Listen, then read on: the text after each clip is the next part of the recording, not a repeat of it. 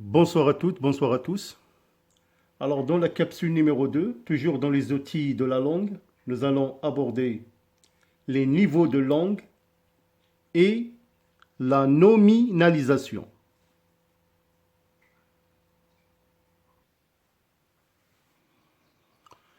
Alors pour les niveaux de langue, on distingue trois niveaux de langue. Soutenu, courant et familier. Alors, concernant le niveau de langue soutenu, alors dans ce cas, on emploie des mots recherchés, des phrases complexes, un style qui respecte les règles syntaxiques et la bienséance. Il est utilisé surtout à l'écrit. Donc,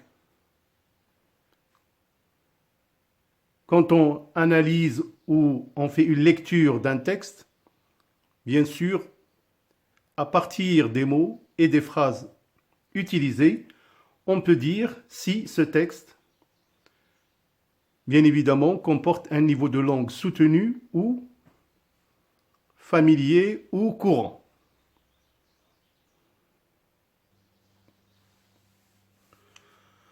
Alors, pour le niveau de langue courant, on emploie un langage usuel, des phrases simples, une prononciation correcte, un vocabulaire courant.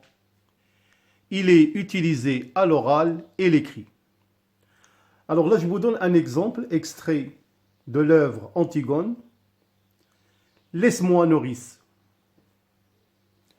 Il ne fait pas froid, je t'assure. C'est déjà l'été. Va nous faire du café.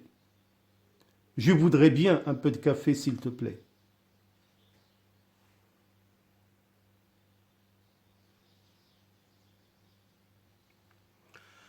Alors, pour le niveau de langue familier, on ne tient pas compte des règles de grammaire. La prononciation est relâchée. Les mots sont tronqués et les phrases sont elliptiques. Il est utilisé à l'oral.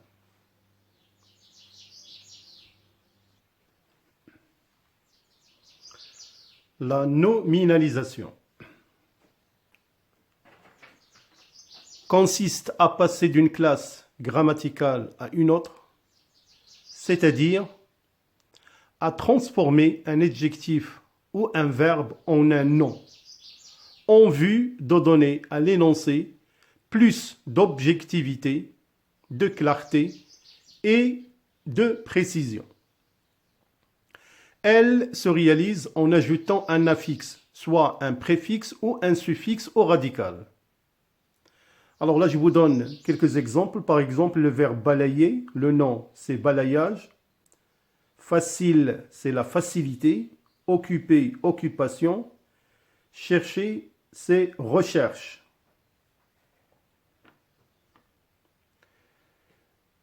Alors on peut bien évidemment ajouter lire, lecture, étendre, extension. Alors on peut remarquer qu'à partir de ces exemples, on voit que le radical peut subir des changements partiels ou profonds.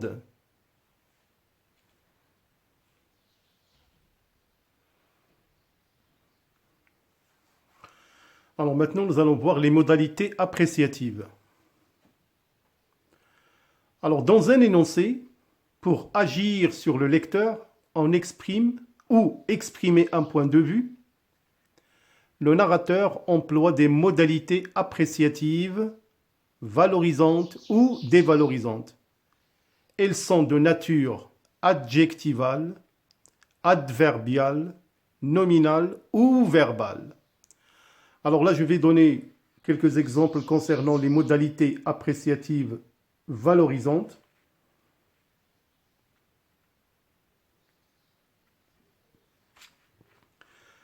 Alors, dans le cas où il s'agit des adjectifs, On peut par exemple dire beau, joli, travailleur. Pour les noms, on peut dire le gagnant, le chanceux, le champion. Pour les adverbes, brillamment, heureusement, sérieusement. Pour les verbes, on peut utiliser féliciter, exceller, réussir. On utilise aussi les préfixes comme super, extra, bien.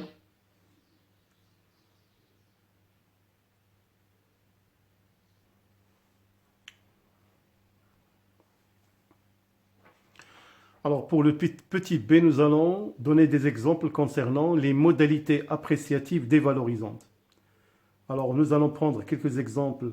Pour les adjectifs, par exemple, le mot à l'adjectif sale, hypocrite, vieillard.